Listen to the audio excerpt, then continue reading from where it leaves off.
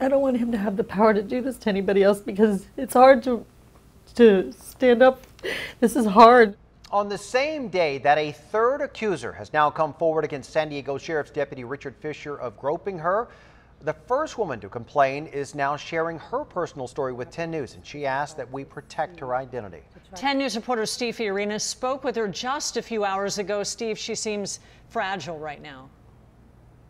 She does, Kim. She's tearful and on edge and expressing fear of retribution.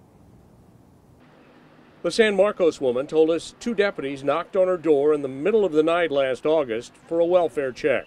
No problem, and they left. But she said Deputy Richard Fisher returned by himself an hour later, saying he needed to use her restroom, then said she was cute and hugged her several times. It wasn't an okay hug. Said she didn't know what to do. I was stunned. I was shocked. It was very fast, confusing. She resisted. Yeah, I felt very vulnerable, intimidated. I felt weak. I felt little. Emotionally, a wreck. It's just a mess. Everything's a mess. This is hard to do. He shouldn't have come back to my house, and I don't know what everything's just a mess. 3 months later, she said she's still frightened. Would I open the door anymore? No. I probably wouldn't. No, not right now. I wouldn't.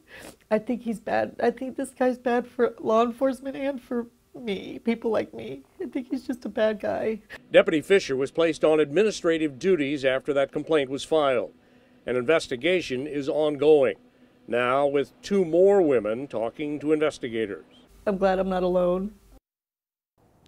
Now, she filed a $6 million claim against the county.